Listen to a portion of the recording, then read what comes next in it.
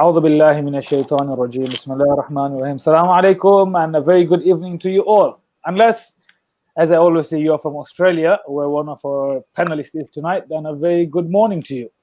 Tonight, I have the absolute honor and pleasure to host once again the part 2 of the series that we can all bring in positivity and whether the earth has taken a U-turn.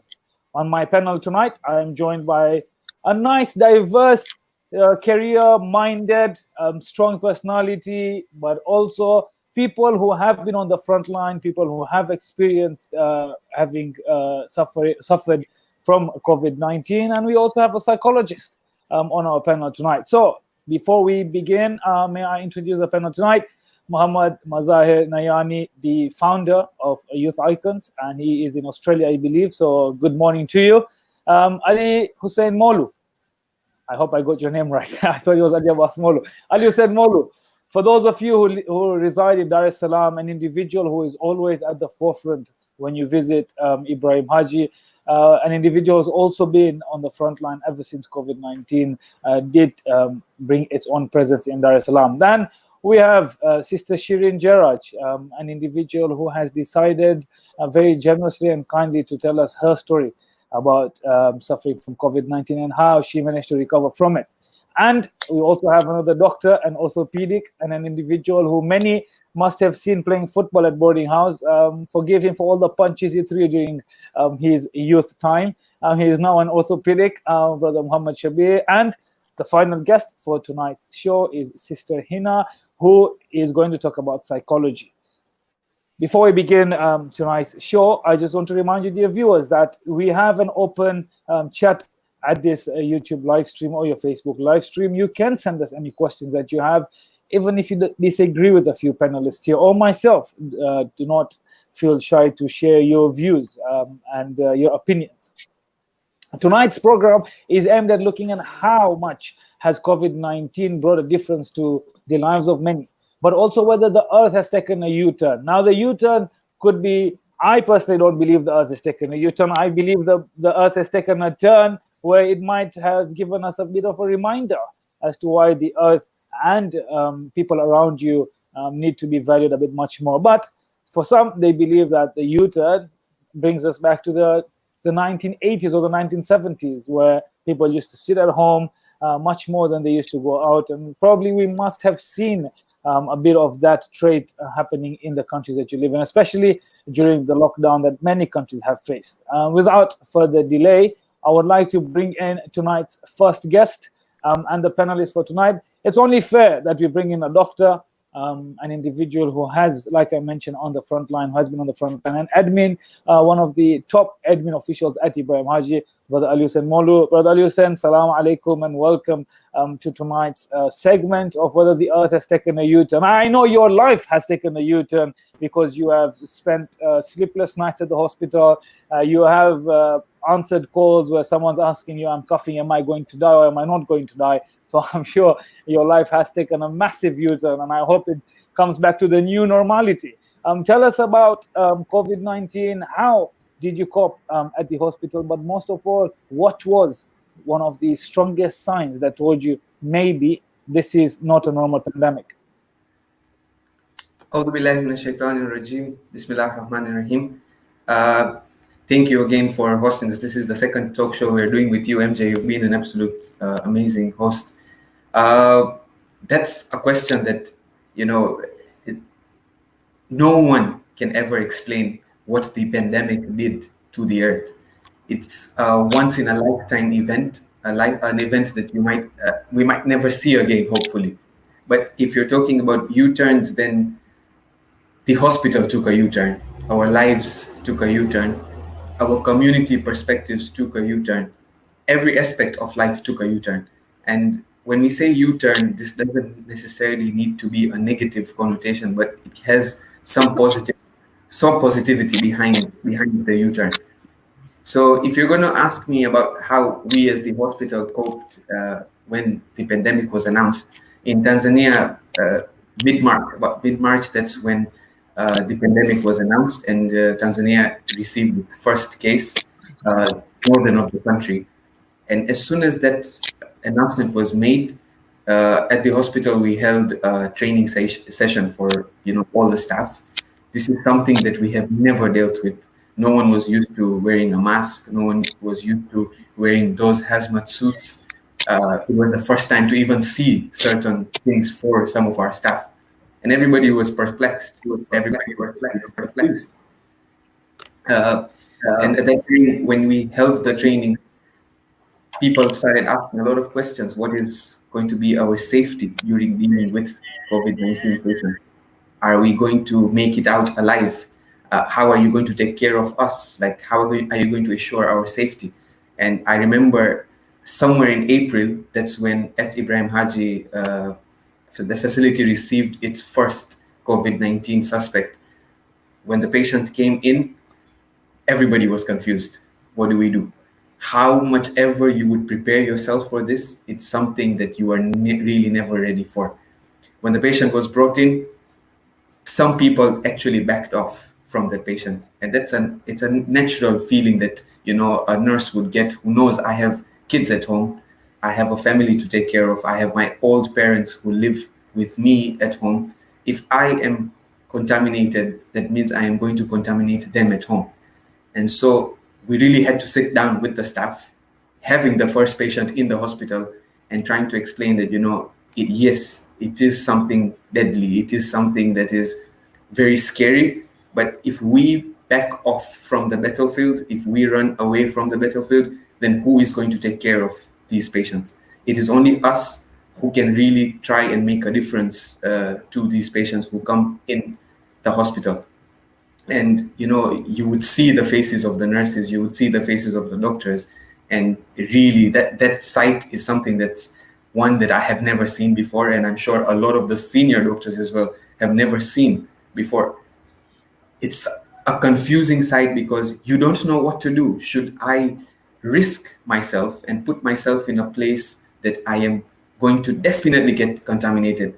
And one thing is that this pandemic started way before around the world, before it came to Tanzania. And that's why people were even more scared. They looked at how countries, suffered, how hospitals suffered, how the health systems cracked. And because of that, that fear was instilled even before we got our first patient. But I remember sitting down with some of the nurses, some of the doctors, and telling them, we have to get into this. There is no way that we are going to step out of this. And if we step out of this, then really our patients, our community members, our families will suffer. And we all reminded ourselves of the oath that we took when we were graduating. For the doctors, the Hippocratic Oath. That oath tells you, you're going to do your best to make sure your patients receive the best care. No. And whether it's corona, whether it's whatever disease, we are bound by that oath that we are not going to run away from the battlefield. And all of us entered in, we took our precautions, we wore the PPEs, we followed the government guidance. Our Ministry of Health was very supportive at one point where they gave us guidance even before, receiving the patients. And we involved them immediately. They were cooperative. And at the end of the day, we lived with the virus for a good month and a half to 2, until we've reached now where a lot of us are already used to.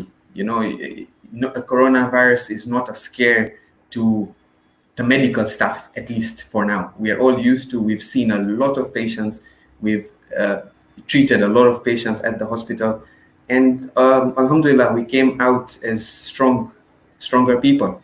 We came out with new medical knowledge, we came out with new insight when it comes to the virus. And I can gladly say today is 3 weeks that we haven't seen a patient at the hospital with signs or symptoms of the coronavirus. And we're really lucky when I say that, because we can see how the other countries are unfolding with the virus. But for us, it's been great that the pandemic has really gotten into control. It's because of the efforts that the medical staff have put in, the Ministry of Health have put in. And yeah, that's where we stand now, at least 3 weeks where we haven't seen any coronavirus patients. Is it scary? Yes. No one can ever say that this pandemic has not scared people. If it has been scary for us, the medical staff, if it has been scary for us, the doctors, then I can not imagine how scary it is for the normal citizen, for the normal civilian.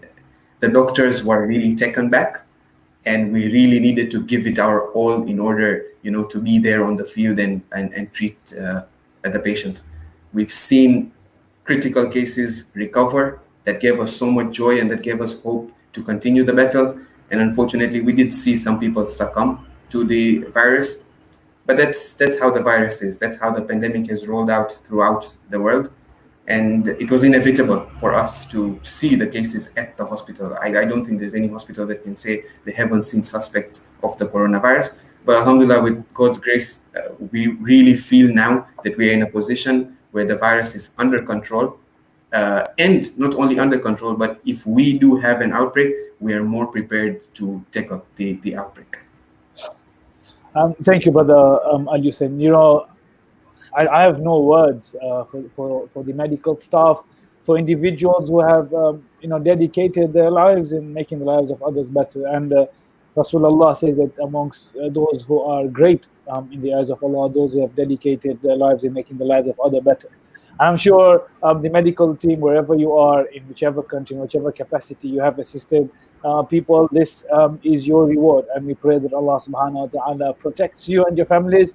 And I'm sure it must not be very easy for your family, especially if you consider the fact that you have a COVID patient, you're a doctor, you must have come in contact with someone, you must have had to isolate, you have had to keep your loved ones away, something that it's very, very, very difficult to do. And last night we were discussing this, and we say that sometimes it's so funny that to protect your loved ones, you have to go away from them. And that's the irony that COVID-19 has presented us with. Sister Hina, let's bring you into this. Dr. Alihussein has spoken about how they have taken an oath as doctors, and how they had training facilities and training programs that they gave to doctors, which obviously has a bit of a diverse effect on anyone's psychology, because if you are used to treating patients with malaria and being hands-on, and all of a sudden you have to dress up like you are going scuba diving, it's a bit difficult. What effect do you think psychology has brought? What effect do you think psychologically people have suffered? Patients, doctors, medical staff, but most of all, parents and grandparents, to a point where they've had to isolate themselves from their loved ones.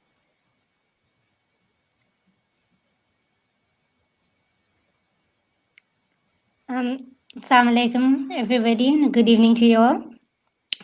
So first of all, I would like to say that I'm only a student, so I don't have much experience with hands-on patients, but I have seen and heard of a lot of struggle that people have approached me. A lot of people have talked to me, and I feel like it may have affected people in a much more difficult way than we initially could have imagined. People have had to make difficult decisions. They have had to stay away from their loved ones. They have had to really try to come to a place or come to a mind of, like in a place where they never thought they would have to go. So I feel like everybody has suffered in a different way.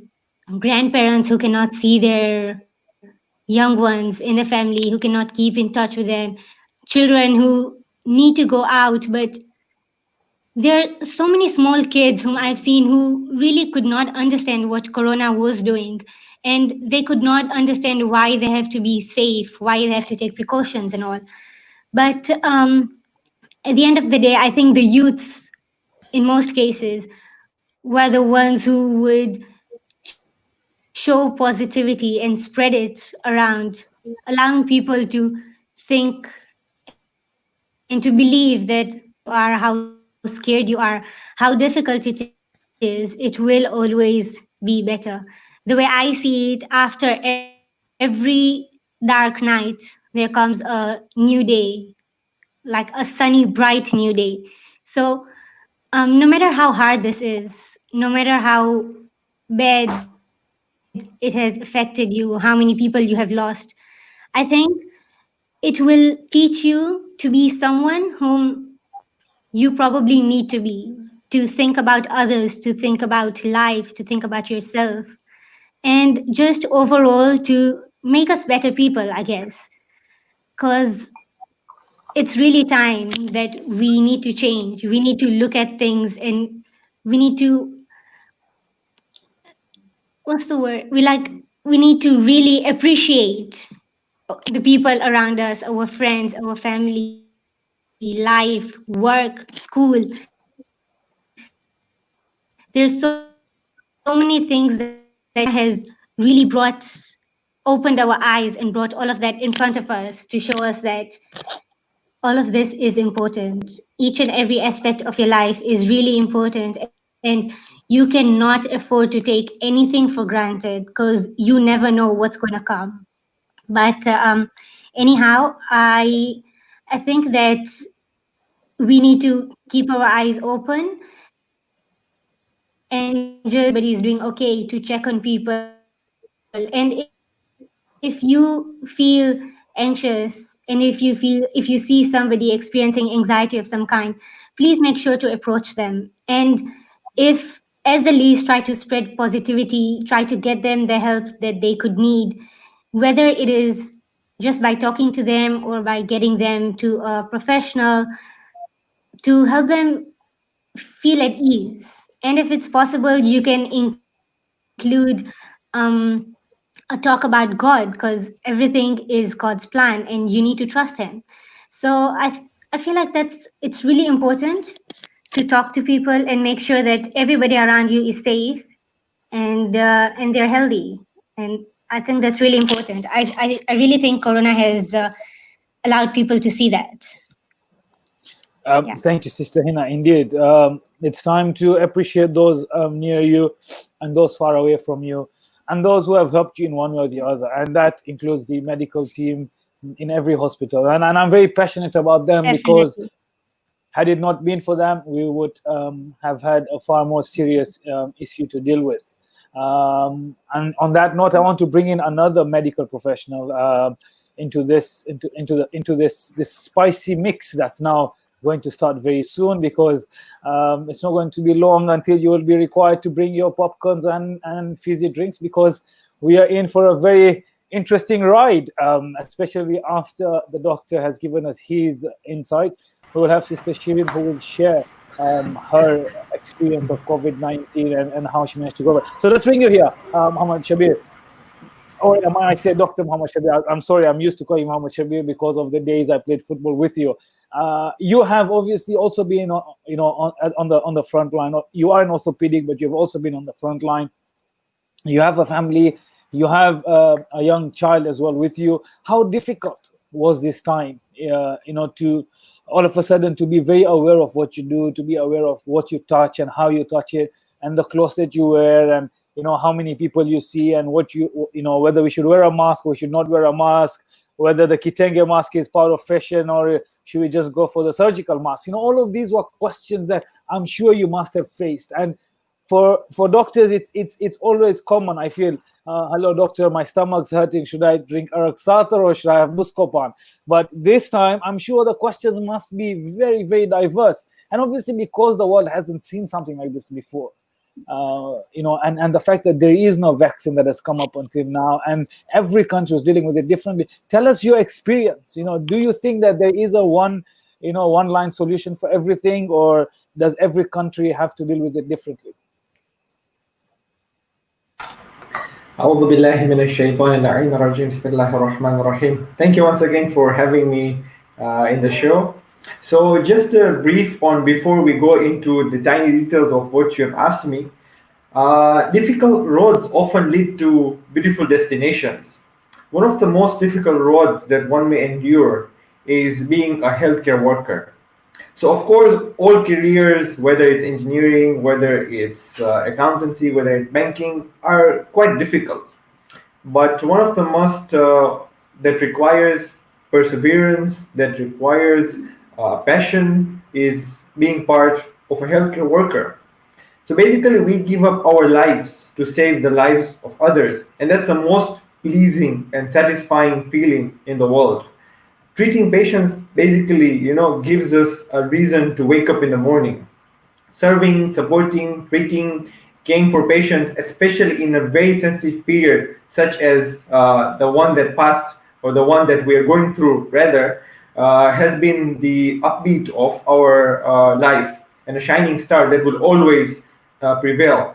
That being said, we're not egoistic. We're actually blessed to be part of the system. We're actually honored to be able to serve the community, to serve the people, to serve the nation at this very sensitive period of time, which we hopefully will never have to see another of this time throughout our lives.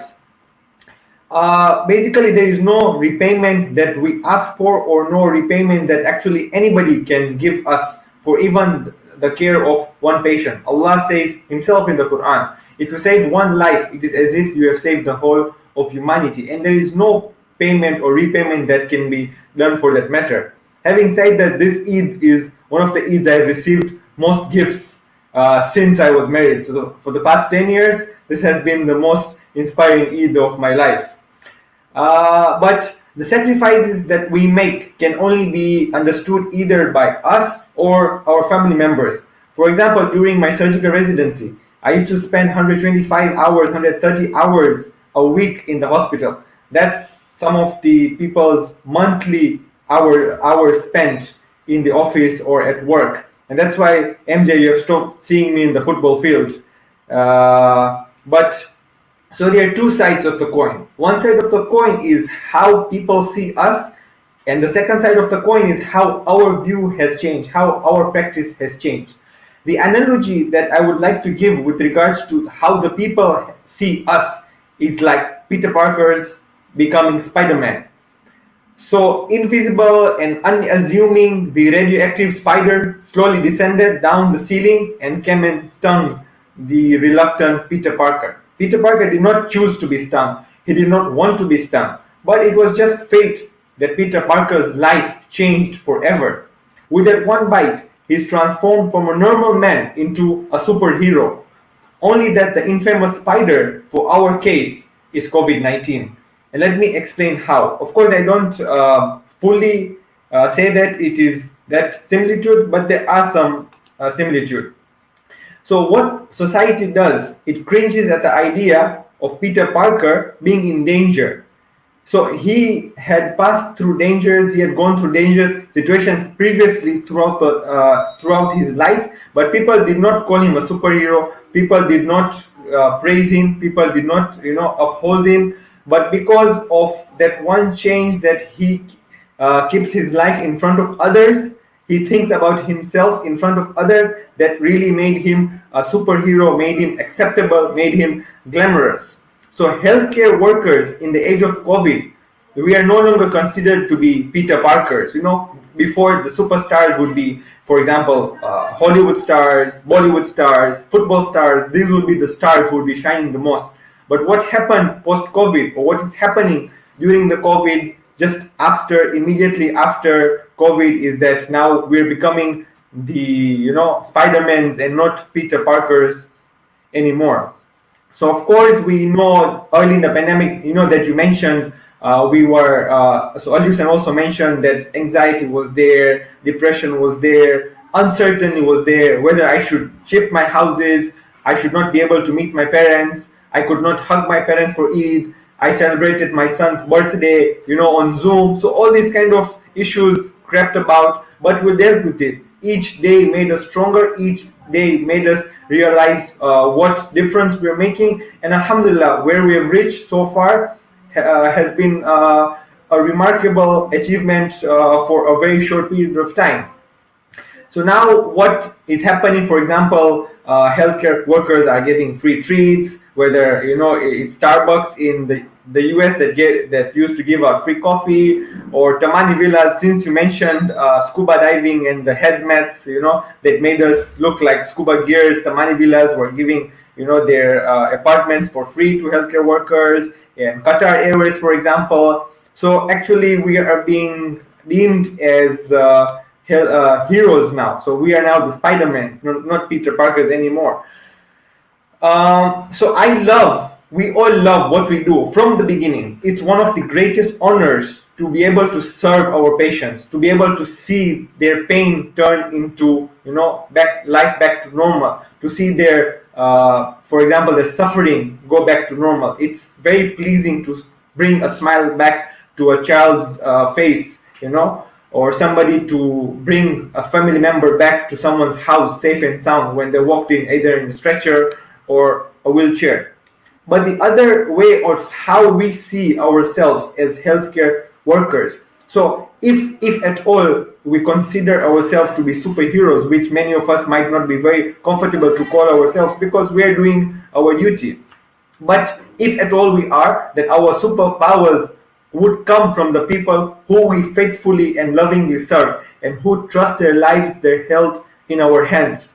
The S on our muscular chest does not stand for super, it stands for science. Since also COVID-19, a lot of our practice of medicine has changed. We like to, the patients who can go home, for example, if someone has a fractured arm and they have 50% of healing just in a cast, then I would definitely go for the cast and postpone or delay surgery as much as possible, which we used to do for the past 2 months. So COVID-19 has meant many things for healthcare workers, but there's a lot of silver lining, and a big silver lining is the 60-bed Ibrahim Haji Annex that we have gotten, alhamdulillah. Thank you, Brother Muhammad Shabbir. Indeed, KSI Jeddah deserves a lot of praise, and we pray for the safety of everyone who was involved in this project. But also a note to our dear viewers, when you get a child, you start knowing Peter Pan, Peter Parker, Spider-Man, and that's what Muhammad Shabbir has now been experiencing. He has gone from Cristiano Ronaldo to Messi to Peter Parker and Spider-Man, and finally Superman. Indeed, life does bring about a lot of new things in everyone's life. Muhammad Shabbir, you have said a lot of things about how you have had to delay surgery, how you've had to do phone calls on Zoom, do your birthday party for your son on Zoom. Something that is so innovative. I would never have thought to do a birthday party on Zoom. I don't know how you managed to think of that idea. As much as it's good to be a part of a birthday party, I don't know how you delivered the cake to everyone who watched that birthday party. I want to know how that went down with you. But talking about Zoom calls and birthday parties, let's hear from Sister Shirin, who talks about her experience with COVID. How many Zoom calls did you make? What was your biggest decision that you had to make? I'm not going to spoil it for dear viewers for what you discussed before we got into this discussion, and I'm sure you will tell us more a bit much more about. But tell us, you are obviously surrounded by your husband.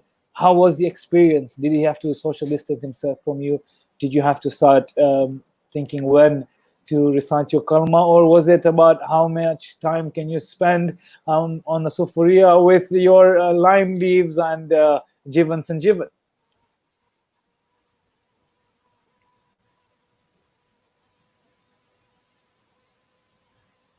Sorry, Sister Shirin, I think you need to unmute yourself, please.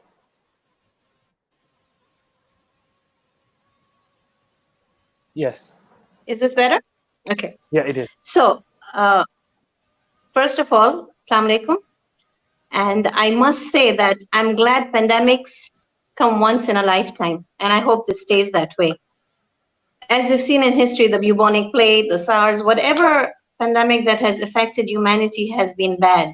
Reading about it in history is different, and experiencing it yourself is a totally different thing. My experience was when it first started, I was like, okay, this is happening, this is there, it's come to Dar es Salaam. And initially, as a lot of us thought, we were in denial that, our weather, our country, we won't get it, we won't be affected that badly. Unfortunately, that was not the case, and everybody was affected. I myself got it from my husband, who was infected. We didn't realize. And once he started getting better, 10 days after that, I started falling sick.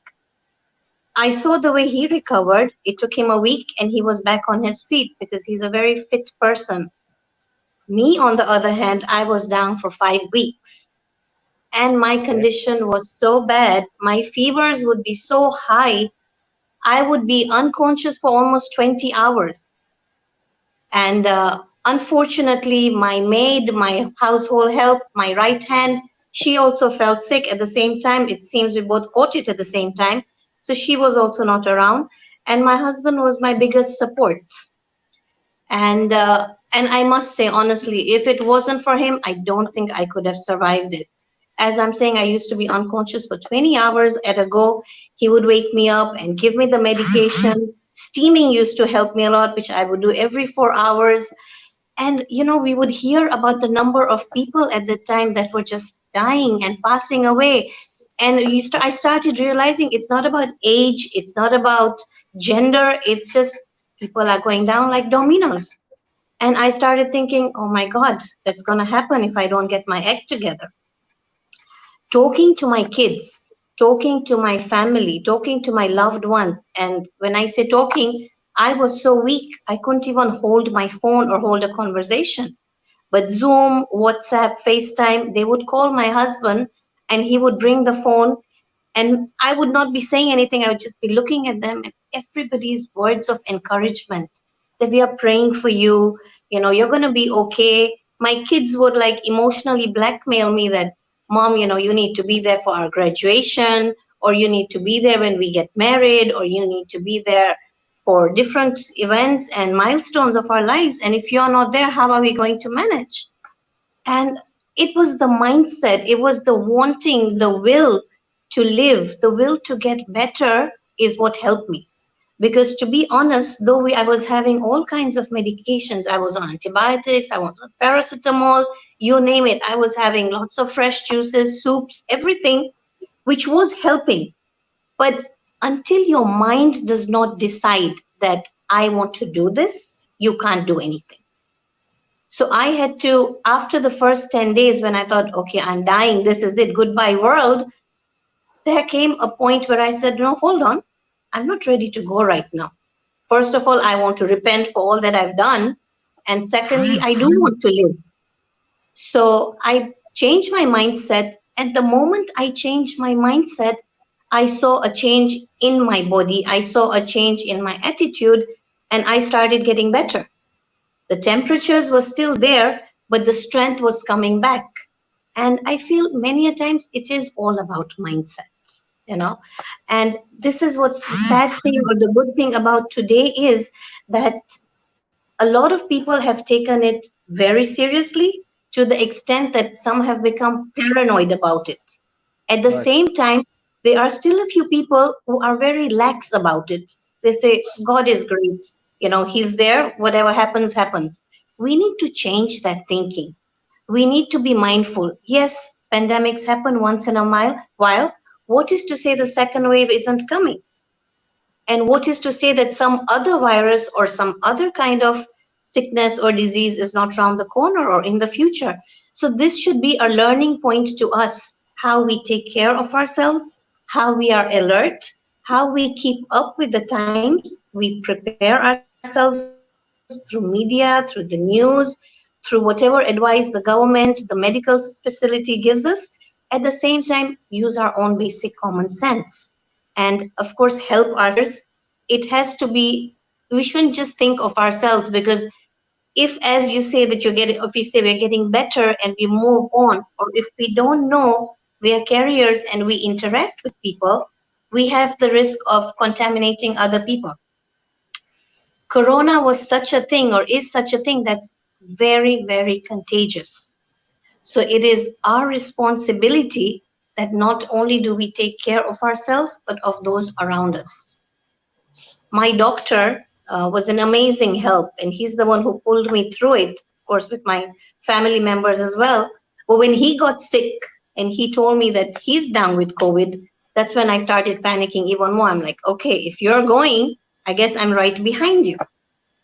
But again, as I say, the mindset. If you think positive, you get that energy to move forward, you do get better automatically. Thank you, Sister Shirin. You mentioned about being positive and how important a positive mindset is. And like every situation that you face yourself in this world, there is a positive side to it and a negative side to it. There is a side where whether you learn from your struggle or you succumb to a struggle. And I feel that there is a point in time where you have to sit back and say, okay, how do I get out from this? Which is very easy to say. Like you say, it's so easy to sit here and say, hey, you know what? Yeah, I have a strong mindset. Let's do it. And then you have your family members, you have your loved ones who look up to you and say, okay, how are we going to stop this from getting worse? And I fully agree with you about having a positive mindset. But I want to bring in Brother Mohammed, Mazahir, Nayani into this because, with all the positivity that surrounds this pandemic, and obviously in the start there was a lot of negativity, now that there is a bit of flattening of the curve, what is the most positive and what is the most negative thing that this pandemic has brought in? And I feel Mohammed Mazahir can tell us what he feels about the result or the outcome that this pandemic has given us. Thank you, MJ. Well, I guess each and everyone in this world is affected by this pandemic in one way or the other. And I would like to say that this pandemic has brought to us blessings in disguise. No doubt this virus could be a threat to us, but let's not forget the blessings you are getting from this. The time you are getting to spend with your family, the time you are getting to spend with your children, the generation gap that has been covered, technology, something we used to call a luxury item, something that the parents used to keep it away from the children. And now, no more a luxury item, but a necessity. Parents who are working from home have started learning from their children on how to use the technology. Obviously, we cannot deny the physical learning in school because it brings the social skills. But the mothers who usually have a me time in the duration where the children are in school and the husbands are at office, and they could get a little time free from house chores, and maybe watch some TV or do anything else. But now, husbands and children are home, and mothers are tired or burdenized and probably causing them depression. Coming to the working people who have lost their jobs or have a reduction in their earnings and now are in hardship and they can't feed their families. But again, let's look at the positive side from this, where we are saving money, where we used to go and eat food from outside. We are now cooking it at home. The whole family is always together and enjoys every moment. One thing just came up in my mind while saying this, that when this pandemic had started, it came around in news that the students, especially those who are living abroad like I am here, they are being affected badly, especially those who are earning themselves and spending for their expenses like bills, fees, and everything. And now they have less earnings or just no earnings at all. What do? Do they just suffer?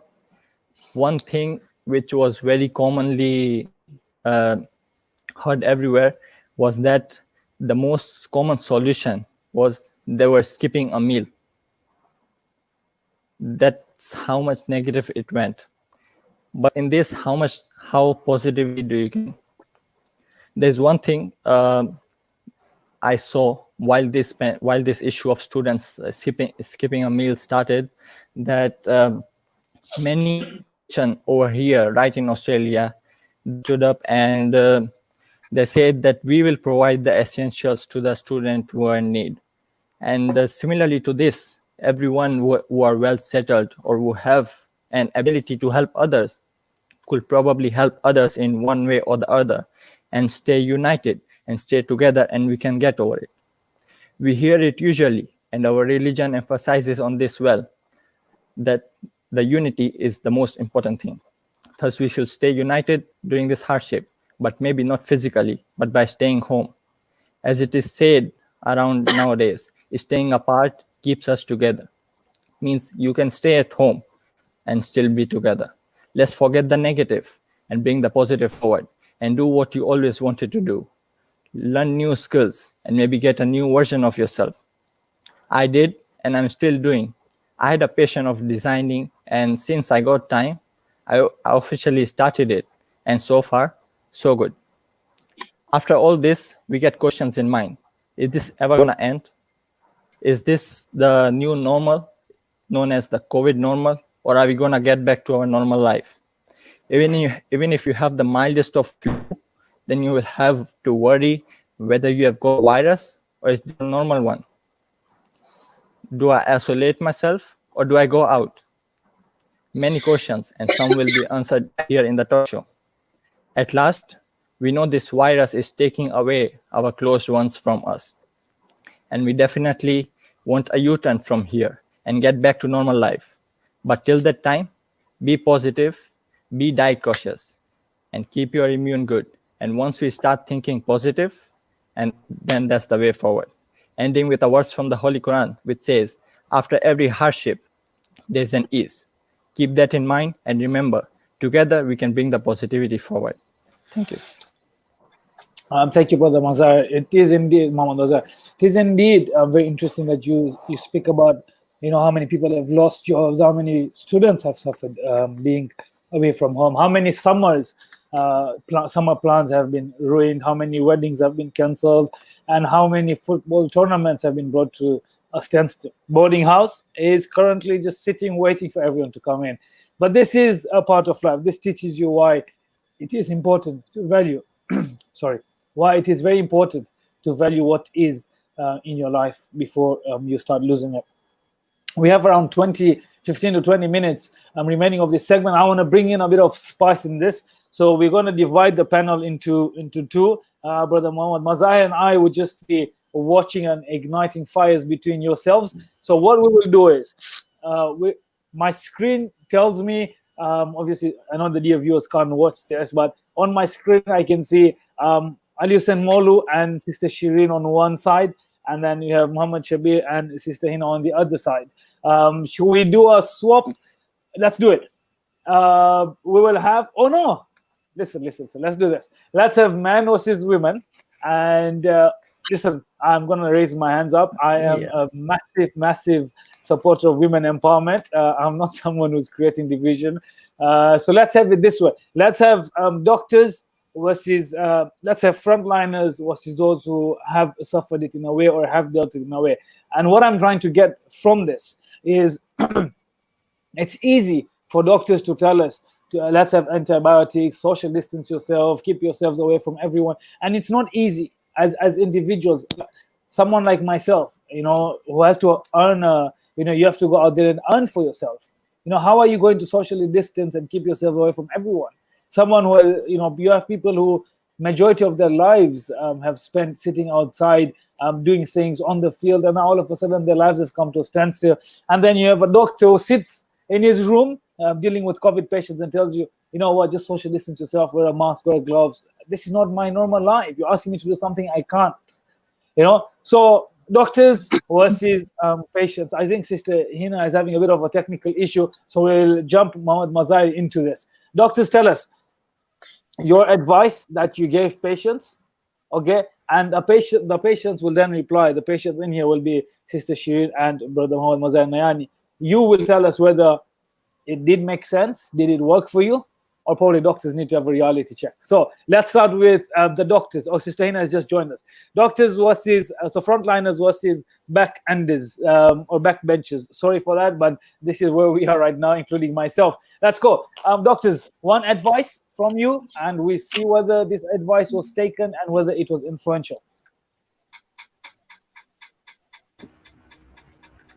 Okay, so MJ, you correctly say that it's very difficult to jump from what you're used to a place where you have to take in things which you would never live with, such as a mask, and that also came with its problems. Which type of mask, whether it's a cloth mask or a surgical mask? Some people started hoarding N95 masks, so it was difficult for doctors to give advice because some or many of the patients were actually reluctant I have a job, I need to go out.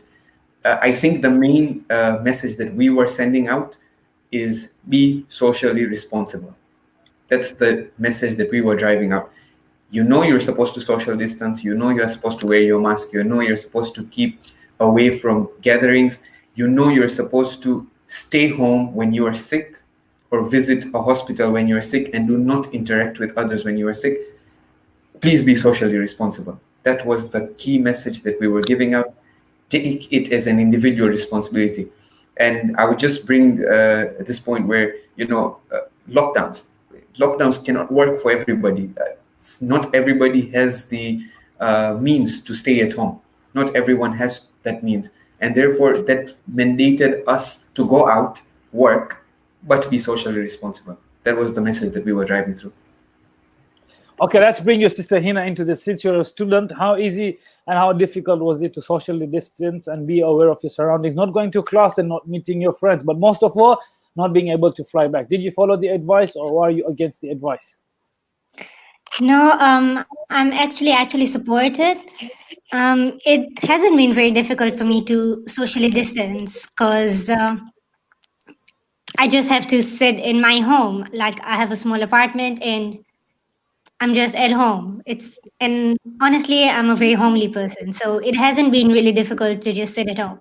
What has been difficult is being away from my family this time, because obviously, as parents, they tend to worry excessively, and which is understandable. But I could not do anything because I could not fly back home, and up to now, I'm just waiting for the flights to open up so I can go back home, so that my parents can feel at ease, because of all the rumors and all the negative information that has been going around regarding corona. But when it comes to my studies, I actually don't mind studying from home. It hasn't been really difficult. I really enjoy what I'm studying, so I feel like that has been a great motivation to keep me going. The only thing that has been difficult is meeting up to assignments and making sure that you hand things in time. But like Shirin said earlier, that mental health positivity is very important. So I feel like that has really kept me sane, if I could say. Right. It has kept me and my family also in a very good state of mind, because we are able to talk to each other through WhatsApp, Zoom. We're able to hold family calls. As long as you know that you're taking precautions and people around you are taking precautions and you're safe, then you should have a very good positive environment built around you, which will really boost your immune system and make sure that you don't fall sick just because you are excessively worried. So I think that it is a nice thing that lockdown had been initiated, because it was much easier to get people to stay inside and stop the spread. Right. But it's also been difficult for others, like living abroad. Okay, interesting. Let's swap the roles now. Sister Shirin, tell us one thing that you did, and probably your doctor didn't tell you to do it, but you did it, and we'll see if the medical team approves of what you tried to do. Which is? I don't know. You tell us. Is there anything that you did that the doctors didn't tell you to do, or probably were against it, but you did, and you think it actually worked for you? Yes, actually. So we read a lot about the steaming. That the steaming helps. And when my husband fell sick, and I was like, oh my God, this strong person has fallen so sick, he doesn't have the energy to move. I looked it up. I started doing my research. And that's when I found out it's not just basic steaming. Yes, basic steaming does help, but if you tweak it a little, it helps a lot more. So what I looked up and what research and what friends guided me and advised me, and I took that up, helped, was when you do the steaming process, you have to add certain things to it, which makes a big difference. And some of these things, some of the ingredients that we put in this were garlic, ginger, cinnamon, onion, and cloves. So now you Okay. would say that sounds like I'm making pilau, because those are the ingredients for making pilau. But trust me, this steaming with these pilau ingredients worked wonders. Of course, it had its flip side. Here's one side where my husband could not talk. I could not understand what he was saying. And when I did the first, steaming thing with him, I put the usual stuff, the wicks and all those things. But when I put this thing, his voice started coming out, his ears and his throat and everything started clearing up. And he was quite vocal. And I'm thinking, is this a good thing or is this a bad thing? But no, I don't know if you're going to be watching this, but so that worked wonders. And both our personal experience is that, it really, really helped. Now, doctors are not going to tell you to put all these things. Trust me, for all those who've had COVID, myself, and all those who were trying to prevent it or to take care against getting it, it works. It's so interesting. Only you could bring pilau through a steaming process. May Allah reward you. And for all of you watching, this is the pilau that you might start using now without rice, low carbs, and probably a bit much more effective with low cholesterol levels on it. Dr. Mohammed Shabbir, you don't seem impressed at all with what Dr. Shirin has said. Yeah, now she's become doctor. So Dr. Shirin serves you right. So one of the hardest things, so just before I note that, I made my parents and my family enjoy or made them envious of the beautiful cake that I made for my son. So that made it even more tasteful because I could taste on behalf of them in addition to tasting on behalf of myself. Coming back to the point, one of the most difficult jobs for us during this pandemic was and is prevention of spreading of misinformation. So it's very hard for us to either approve or disapprove of e-pilau for one. So on the flip side, for example, how do we know that it is the e-pilau that helped and not just natural process? And one man's food is another man's poison. Maybe it helped one person or maybe it helped two. I'm not disregarding it, but I cannot either put forth that, okay, everybody should use nyungu or everybody should use e-pilau or everybody should not use. Just for the mere fact that, clinical trials, so for example, if a medicine comes out, the issue why vaccines are taking long and the earliest that WHO, CDC has said previously is 18 months from now. So for example, first of all, the medicines have to be tried in animals and then coming to one individual or tens of numbers, then hundreds of numbers, then thousands of numbers. And if this medication or any intervention is deemed helpful for thousands of people, then only the recommendation can be done. So one of the most difficult aspects of during this time, during this pandemic, and during anything for that matter, is to prevent spreading of misinformation.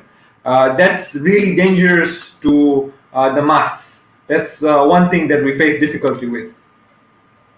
Interesting. We have a very nice comment from Dilshad by Jafar. For those of you who haven't heard of her, she is an individual who has instilled the love of Quran, including in myself. I learned how to recite Quran from her. So may Allah subhanahu wa ta'ala reward you, keep you safe during this pandemic, but most of all, never deprive you of the service to the religion of Islam. And she says, Shirin Bhai, that pilau recipe or that pilau steaming has to be noted for one of the cures, for sure. May God bless you and good vibes as it comes in. I think maybe it's time to write a book about what worked and what didn't work during COVID-19. My dear guest, I'd love to have this conversation with you, and I want to continue it, but time is a bit of a restriction. I have 10 minutes left, so we're going to start wrapping up. So your concluding remarks, but before you start your concluding remarks, I just want to bring in something that I went through, and probably the doctors and a new doctor that has joined our panel today can tell us, whether it was what it was. I had loss of taste and loss of smell, and I'll tell you, this Ramadan was probably the most difficult Ramadan fasting-wise. You can't have paracetamol for every time you had fever. for every joint pain that you had. I honestly felt it was easier to get your legs, chopped off than having them with you. It was ridiculously painful, and I can relate to what Sister Shirin is saying. I also went through that phase of high fevers and loss of breath, and it was all over. I was all over the place. But thank God I managed to to pull through. But there was one thing that really upset me during my iftars was the ability to drink chai like water. That was something that I was really, really upset about. I didn't realize how important chai was in my life until the 17th or the 18th of Ramadan, where things become better. And like we said, that there are things that work for others and didn't work for some. I tried some herbal medicines. They didn't really manage to work as much, but we tried this Indian Jivan Sanjivan. It's like an ointment, or sometimes it comes in liquids, in liquid form, and you put it in your chai. And I'm sharing this story because I now that I look back at it, I thought, what on earth was I doing? So it says put 2 or 3 drops in hot water or in your chai before you start drinking it. And I said, you know what? I can't taste, I can't smell. So I went for 5, 6 drops. I'm not gonna say it worked, but next day I was up and running, breathing and smelling and tasting. So it worked for me. But what I saw the most from this pandemic was how compassionate and how patient the frontline doctors were. The nursing staff, the medical professionals who, not only for our community but also for our nation, for our country, they pulled through. Despite long hours, despite how much risk they were exposed to, and for that, they deserve a lot of praise. It's time we start appreciating doctors and teachers as well, because they put in a shift that not many of us could, and they do save lives. So, your concluding remarks. We start with Dr. Alihussein Molloo. You must be so happy that people don't turn up to the hospital just to ask for paracetamol because they have a leg ache and not a headache. That's true. We receive fewer patients with the simpler complaints because a lot of people are scared to come to the hospitals. But that has increased the number of phone calls. You will get a lot of phone calls now to people telling you, I need someone to come and see me at home. And our excuse goes like, I see corona patients. Do you really want me to come to your house? Right. And that's been a challenge, managing, patients at the hospital and managing people from home. But I think we all learned a lot from this process. If I were to make one final concluding remark, I would take the situation that we are currently in. The president of the country, the Ministry of Health, keep on telling us one thing, one beautiful thing, and that is fear is going to cause more damage than the pandemic itself. Shirin Bai put out her experience. A lot of others shared their experiences. What we've realized is if we're going to be fearing what's happening and create fear as well. You see, there's a lot of negative messages circulating even today. So-and-so hospital has these many patients. So-and-so hospital has these many patients. That's not something that we should be doing. You see people forwarding WhatsApp messages saying, this hospital is flooded with corona patients. These things are not true. And even if there were patients at hospitals, it doesn't make sense for you to start forwarding messages and creating fear amongst people. Like I said earlier, our responsibility is to be socially responsible, take precaution, take measures, and follow the guidelines that is coming from the government, from the medical doctors, but stay away from fear, because fear is going to create more damage than the pandemic itself. So that's my advice and my concluding remark to this whole thing. Thank you. Thank you, Dr. Molloo. We pray for your safety and well-being of you, your family, and your loved ones during these tough times. And congratulations for bringing a bit of peace and tranquility to our hearts. Your efforts don't go unnoticed. And I'm sure with the NX Ibrahim Haji, you might be much more busier. The skateboards are going on sale, might be something useful for you to invest in. Let's bring you Sister Hina, a student who, as much as loves studying from home, is stranded and can't wait to get home. Tell us. So my closing remark would be that we should use this time to explore new things, to surround ourselves with positivity, and instead of looking for news and constantly following what is going on around the world when it comes to corona. We should just focus on right now what we can do to make it better rather than just worrying about, oh my god, people are going sick, people are dying, people are losing their jobs. I understand that it is a concern, a very big concern, which we really should be a part of and we should sympathize. But at the same time, we should not let it get to us in such a way that it affects us negatively and that it hinders our daily lives in a way that we cannot perform or function normally. So that's all I would like to end with, that just be careful of what you're thinking, of what you're hearing, what you're seeing. Keep thinking positive and things will get better in no time. We pray for that as much as we pray for your return safely to your parents and for the protection and well-being of your family and your loved ones. Dr. Mohammed Shabbir, you tend to have some very interesting concluding remarks, and I'm just going to say this e-pilau is not going to be another. Don't worry, please just clarify. I'm not advocating for this medicine. Tell us your concluding remarks. So one of the most important aspects of our lives is being thankful. More often than not, we either forget, we are neglectful of how many blessings that Allah has provided us. He has told us, "La in shakartum la azidannakum." Thank me and I will increase for you. And then He says, "Qalilan ma tashkurun." Very little of you are thankful. Let us use this time. Let us not, forget the little blessings of life, the air around us, the family around us, the social life that we have, the community that we have, the nation that we have. It is so peaceful. Just let us thank Allah subhanahu wa ta'ala and not forget thanking Him. As Imam Sajjad alayhi salam has said in one of his munajat of those who are thankful, that Allah, one of the things that makes me forget to thank you is you send me so many blessings that I don't get time to thank you enough for that. So let's use more time to be thankful than to complain. Thank you very much. Indeed, we need to stop whining and mourning and start appreciating what we have. Sister Shirin, over to you now.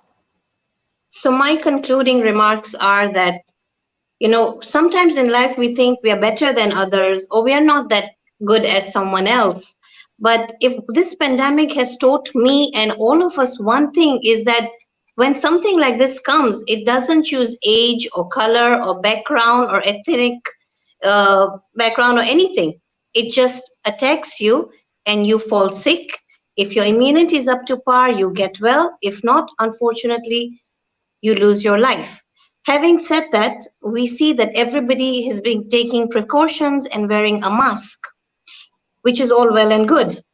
But now that things are getting better, the lockdowns have been lifted, we are a little lax with our mask. We are a little, I won't say careless, but we aren't wearing it as we should.